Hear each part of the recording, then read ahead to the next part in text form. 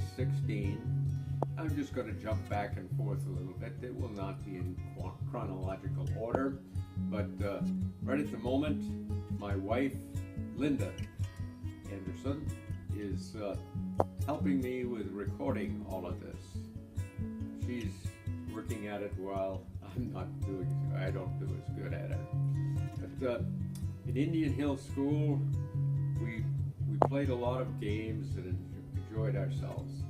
And I can remember during the winter was one year we were enjoying the snow and had been for a couple of days, and I asked my mother, "Hey Mom, can I go to school on skis?" And I was probably 5 years old at this time. And she said, "Yes, you can go to school on skis as long as you go with the big kids," which meant the kids that were maybe up to 2 years older than me. And we used to ski to school, enjoyed it, and enjoyed doing that. I had my first pair of strap-on skis, which were great things at that time. We could go in a patrol even, skiing to school and skiing back home again. And I'm sure the snow was way deep at that time. I can't remember, but I also began shoveling snow. In a few years, I began shoveling snow for the neighbors, and that was a great thing, particularly when snow was probably 2 feet deep, and it was cold too. From there on, I moved into high school, started out in North High School, and had a fine time there. Got to make and know many friends in North High School, most of which I remember to this day. Not only remember, but I remember their names very well.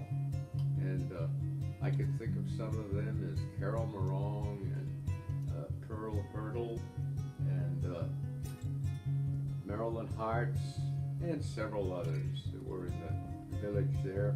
The village we lived in was a community village, again built by the Norton Company, and my dad would often take me down to his work there at Norton Company, where I was really impressed when he early on took me, he said he was a fireman there. I didn't understand that at the time, but I thought, oh, my dad is a fireman. What that meant was he managed the fires in the big plant kilns where they heated many of the materials that were made into grinding wheels and machinery. One of the things that made a big change and impact on my life was when I was first in college, had gone through about a half year at the University of Maine, when I got a request from the college doctor to come in and see him. So I went in to see him, and he informed me that in a recent test for tuberculosis that had been discovered in me, reported from a testing system they used at that time, that I had tuberculosis and I have to get out of college immediately and to be gone out of the university and the dorm by the next morning, to go home and get investigated for tuberculosis, which was fairly common in those days. So I drove home and went to my parents' home and told them what had been reported, and they had me go in to have it retested again, and sure enough, I was diagnosed with tuberculosis. So that meant I was going to have to leave college and be out on bed rest and drugs for the next year. This was not a very happy message to get, as you might expect. So I went home and I started the bed rest and drug therapy, and went on through that, and eventually got the message that I was going to be able to start up my college life again the following year.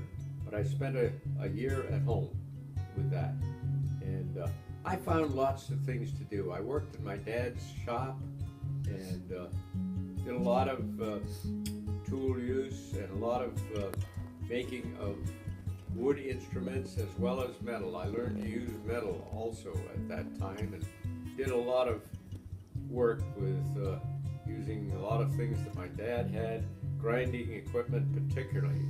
And I did many woodworking things, some of which I still have today. Some candlestick holders out of birch branches that have still here at our home, and we enjoy them at Christmas time. Then from there on, one of the things that we did a lot of metal work, along with some of the things that Paul Rudman started to do, making firearms. I was mentioning about what Ken and Paul and I used to do. We thought we might get into the movie business, so we decided to make a movie of some of our activities with an 8mm camera, because we thought we'd have a lot of fun at it. Also along this line, Ken and Paul and I built a cabin out in Princeton, Massachusetts, which was a three-sided log cabin with called an Adirondack shelter, and we had a great time there. We always took our rifles with us when we were up there, and our folks would leave us off. Either Ken's mother or Paul's mother and Dad would leave us off up there, and we would go camping for a week or longer there, and we had a great time. I remember we shot some small animals, like really ferocious squirrels, we'll say, and we used to eat them around the fire. And porcupines also. We'd make a good meal out of porcupines. And one time we invited up some of the girls that we were going around with at that time. Marilyn Hart, Sigrid England, and Nancy Matson. We had them all up there for a porcupine dinner, and they thought it was pretty good. It surprised us that they did. But from there on, when we got to trying to make a movie, we figured it all out, how we'd do it, which one of us would take the pictures, and go from there. We had I think it was we became one of the gangsters in there that was going to be sneaking up on another person, like Ken Carlson was masked up, to steal from him and take some and surprise him there. And we did just that. And we covered him up with black soot on his face. But then we'd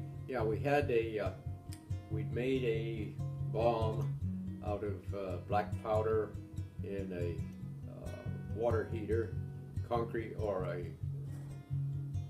steel water heater, and one of us was dressed up to be the good guy and one was the bad guy, and one of us snuck up on the good guy, and then we switched places and hats and things like that, and then we set off this bomb that we made, and it made a good explosion. We had smoke all over the place up there in Princeton, but it looked pretty interesting for a couple of 15-year-old boys to do, you know? And we didn't get any bad results from it. By the way, I should mention that with my tuberculosis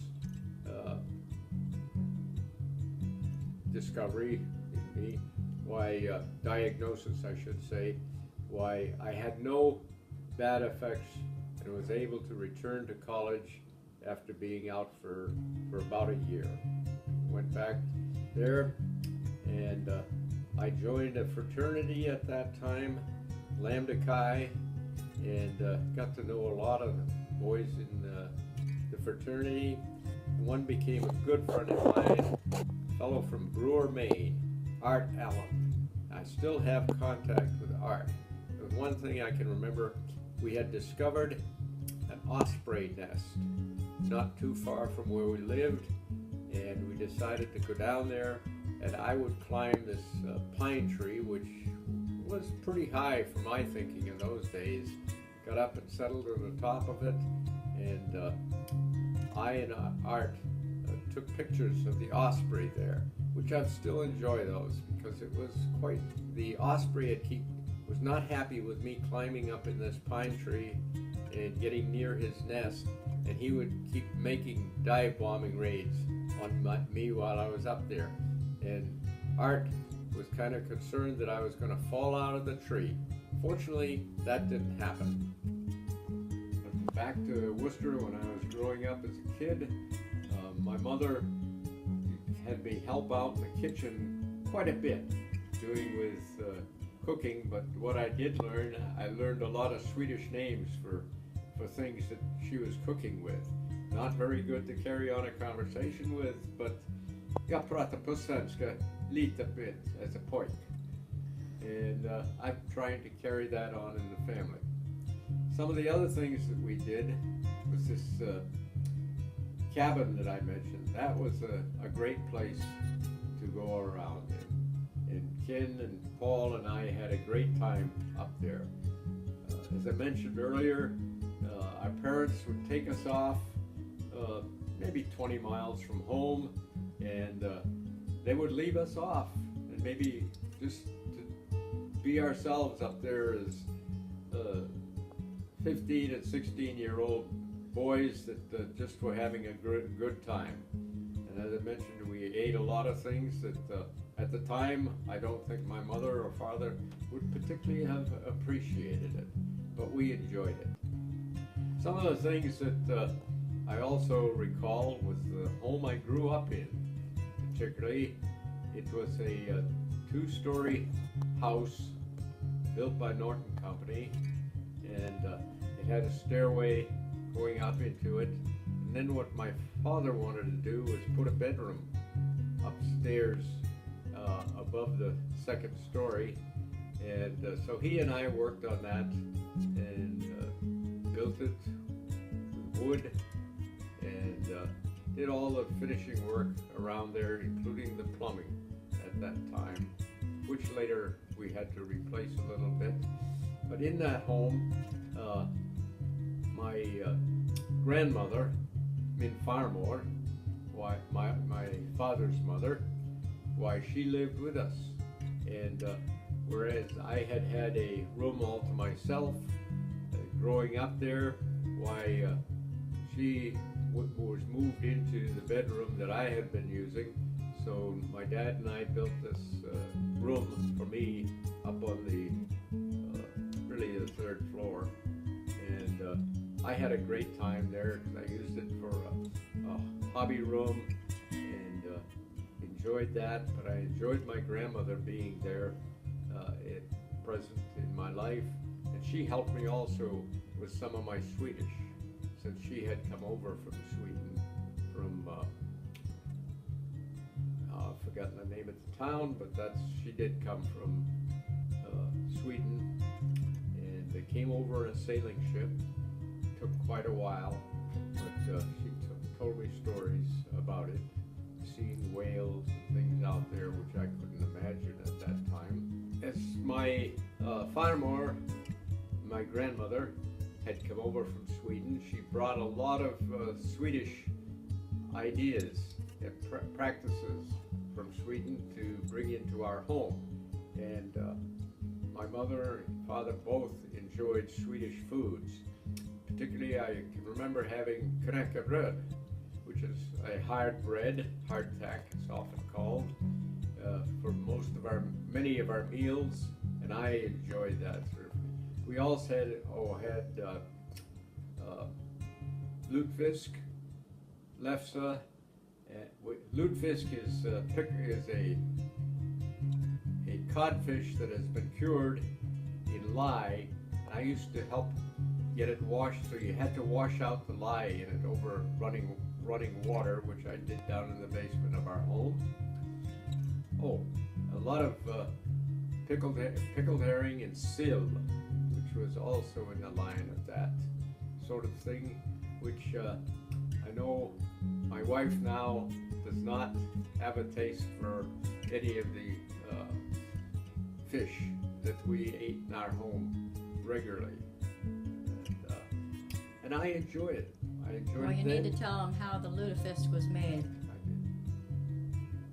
just did. With seagulls pooping on it. Now, when you're making lutefisk, you don't watch it very close. And one of the things I've learned later on, the codfish is dried on poles, racks along the seacoast. And right there, with the seagulls coming along and dropping whatever seagulls do, and you just wash it out thoroughly, kind of thoroughly before you eat it. But I've enjoyed it in the past, and I enjoy it today, along with pickled herring and sardines. Sardines is the other thing that Linda mentions. I eat sardines right now, enjoy them thoroughly. And I'll buy a can regularly and just enjoy anything that's that type of food goes well with me. And Linda does not care for it. Now he's got a friend, my granddaughter. She loves eating sardines with Carl. Yeah. I finally found somebody that enjoys them like I do, and that's Linda's granddaughter. Yeah. Jessica.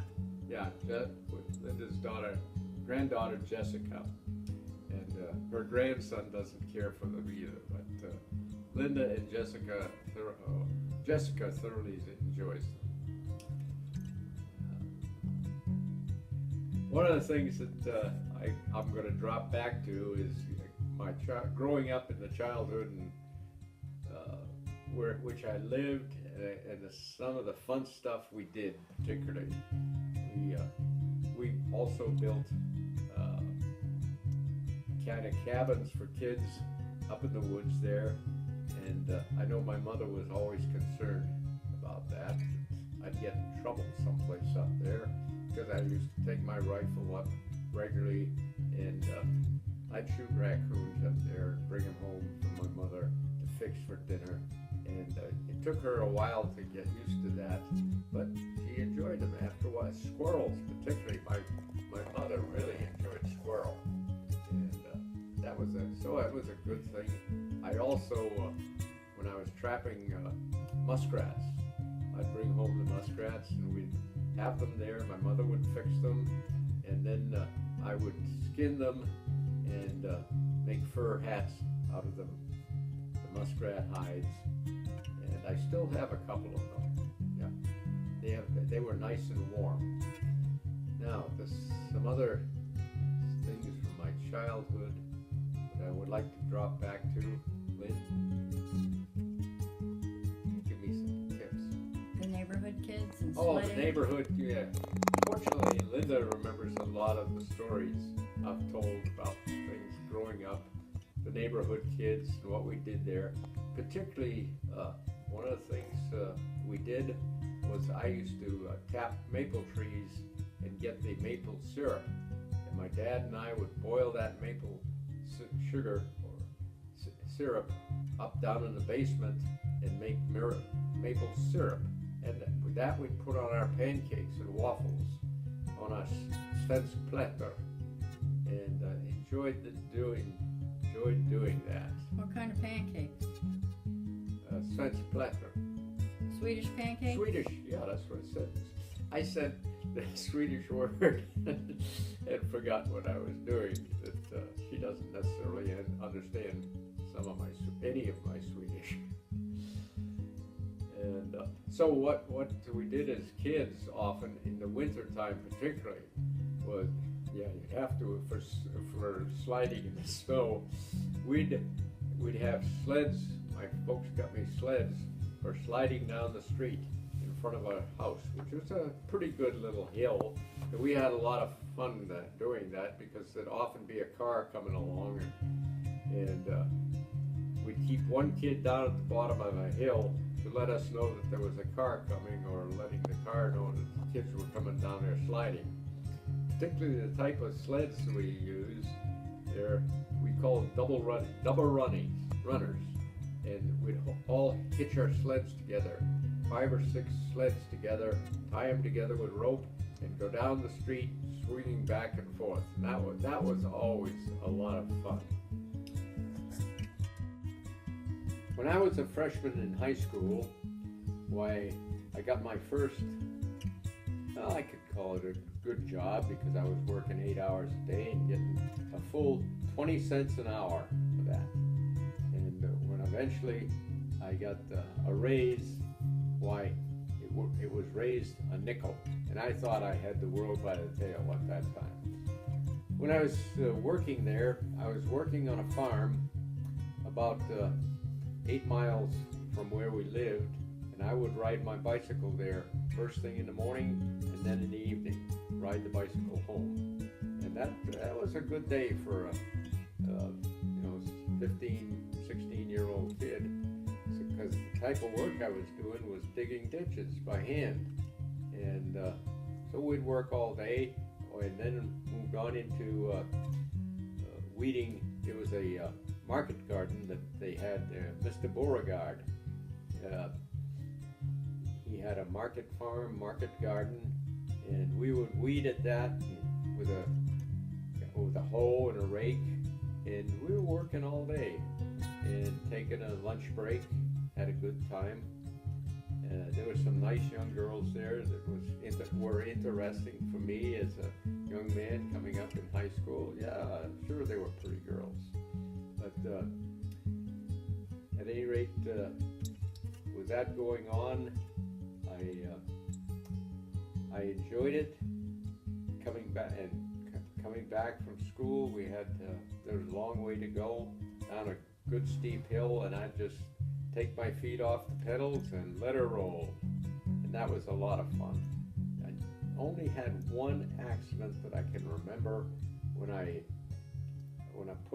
going down a hill with a couple of cars in front of me, and one of them put on the brakes, and I tried to stop, but I couldn't, so I slid under the back end of that car on my bicycle.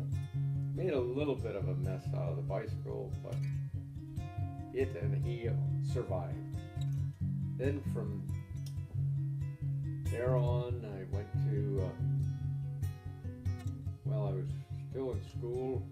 Oh, I remember I started, after the time at Beauregard's farm, I started working at John Higgins Steel Company and Museum.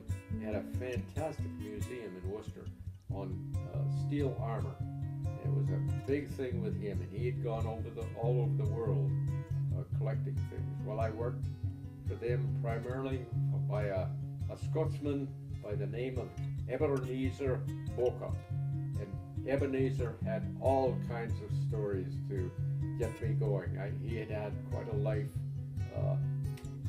in the English Army over in India, and he could tell stories about that quite prevalently. And Eb just had many things to tell, and I enjoyed them all. He introduced me really to the facts of life, particularly for a young high school boy. So Eb was a good guy. I enjoyed him thoroughly. And he worked later down at the museum, and I'd go down and see Eb working there. And one of the things I picked up down there was working more with steel, and I was impressed with the swords, particularly the swords that were used in the time of the 1500s or something like that. And I decided I was going to make one like that. And sure enough, with my dad's help in his shop, and working there and at the manual training courses that I was taking, why, I built a pretty representative piece of Viking sword, which I still have, and I've taken it to several schools and shown it to them. But that sword was a pretty good piece of work. It's about 34 inches long and double bladed with a brass hilt on it. And I just had a fine time building that and developing my skills in woodworking. So Eb talked with a real Scottish burr. When he'd get out the tucking, why, I'd start to pick up his burr, and I would go along and tell stories just about the same as Eb would do. Enjoyed them. Oh, I'm going to drop back in time again and remember some things from my childhood, but I go back to Ebenezer. He had a lot of sage advice in time.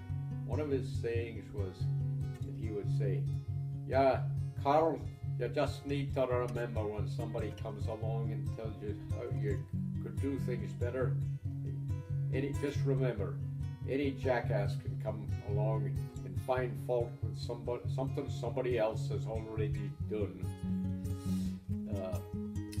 Then we look at I took advice on that very much so. And he had a lot of favorite sayings, that, some of which, or most of which, I can't remember offhand, but they'll come back to me as I remember them. So, I can remember back in college, one of the first car that I had, I bought with my dad's help, and he bought it out in the Oxford garage in Oxford, Massachusetts, and it was a 1937 Plymouth sedan, and I thought that was the top of the line. I still have a really good advertising picture of that. And maybe I'll get it out, and before we finish this, I'll show you a picture of that. Then, let's see, some of the other things. Oh, maybe talked about the sword. What? Oh, wood carving. Fortunately, Linda is here with me to give me hints on what to talk about, as if I needed hints on what to talk with. But I picked up carving in early days, and I've always enjoyed carving. And I'll get out some of those carvings too and show them in the day when we get home. Right now, by the way, we are up in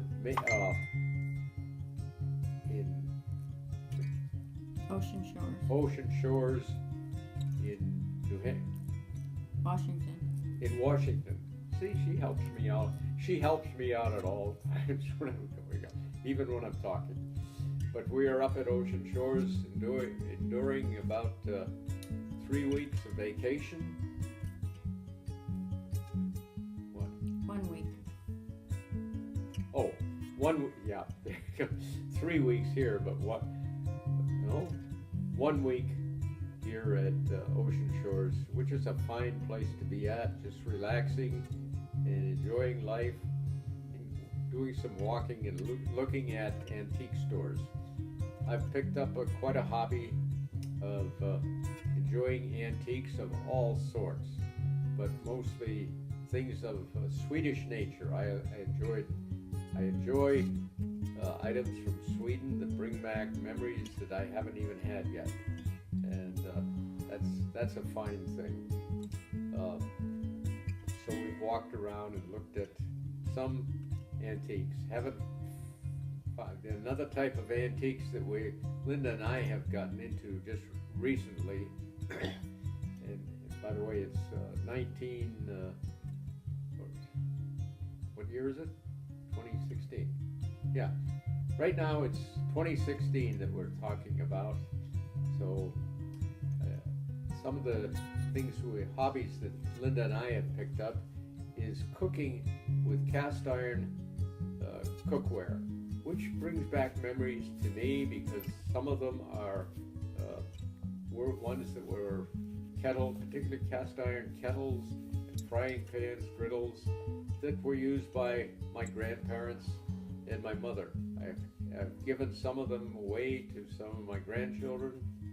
I remember one particularly I've given to Paula, and a kettle that was used by a grandmother, and I'm going to give a bunch of tools that were used by my grandfathers to Sven Eric, and I know he says he's really going to enjoy them and enjoying something that a grandparent has actually worked with, and that he will get an opportunity to do. What did your grandfather do? And since I've just mentioned my grandfather, he did a lot of woodwork, but primarily he was he was a stonemason when he came from Sweden, but he also worked in the leather industry. I'm not sure what he did there, but I know I have some of his leatherworking tools at home, and I'll make sure that they go on to Sven. Things to Paul also are there. Some lamps there, and also from my grandfather's, Porfor's home, is a couple of beautiful lamps, still kerosene lamps, and then along with that are some lamps that I remember. There's one lamp there that was the lamp, or two lamps that were the lamps that we got when Sonia was born, because the power was off and it was cold in our house in Shelton, Washington, and so the doctors or nurses at the hospital said we had to have some lamps there so that we could see what we were doing. So we've got two nice lamps from that day, but a really nice lamp from my father's mother, and that's one that we want to keep and pass it on, along with other things. Well, like I say, we're learning how to cook with cast iron cookware, and we're having a lot of fun with it. And Linda really moves into it and creates some. Yesterday morning we had what was it? We had blueberry scones. Yes, my favorite one to make is Swedish pancakes, svenskplättar, and I can make those. I've learned from my mother. I still use my mother's recipe for those. One recipe she brought from her mother, and I enjoy making those. And Linda's grandchildren want to come over to our house in the morning to have Swedish pancakes, where you roll them up like a hot dog and put maple syrup or sugar and butter on them and just eat them like they're going out of style. When I started college, I started at the University of Maine, as I mentioned earlier, in wildlife and forestry, because I from the time I'd been in high school, I'd been thinking of being a forest ranger. And so that was one of my goals for the time there. As I said, I went to the University of Maine, had a great time, and had some great professors that taught me many things that I would need to know in later life. When I was at the University of Maine, I had made some fine friends at my fraternity, Lambda Chi Alpha. Particularly one I remember was Art Allen from Brewer, Maine. And he and I did a lot of things together, including the story I told about taking photos of an osprey. We also hunted some ducks down along the coast of Maine. Had a great time doing that. Then some of the other things while at the university, what I enjoyed doing was getting out and about in the Maine countryside, particularly in the winter. I enjoyed snowshoeing. That was a lot of fun. That was almost a fun sport. Not only cruising timber, but it was a fun sport. We also when there. Oh, but after that, when I went on to, I mentioned learning to cook with from my mother to some extent. Not a lot, but just necessary things to do in our household. Since my grandmother in Fenimore, why she moved in with us with my mother and father, she brought a lot of ideas from Sweden and skills. She had learned to do I think it was in their school system over in Sweden, there were a lot of things for girls particularly to learn how to do when they were growing up. Cooking and sewing and knitting, things like that. That was a standard thing that was taught over in Sweden. And my grandmother brought a lot of those skills with her. She enjoyed making quilts and all kinds of, I think it was needlework, I don't know the name particularly, but she did many things that into tapestries that I still have and have enjoyed them, particularly ones that were designed to be used or shown at Christmas time. And I still have them, and I'd love to have my children and grandchildren become familiar with them. Not that they're going to pick up those habits, but they were good ones, along with cooking that I've mentioned earlier.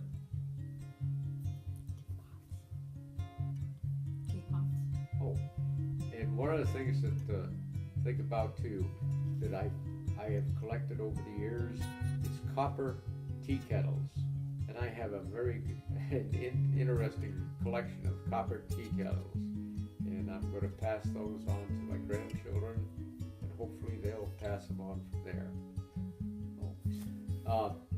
At the University of Maine, why I met a young lady there that I went out with several times and got to meet her parent, her mother at least. I never met her father, but we went out quite a few times together and went to some fraternity parties and enjoyed them, enjoyed sitting around with other young people, and eventually we decided to get married.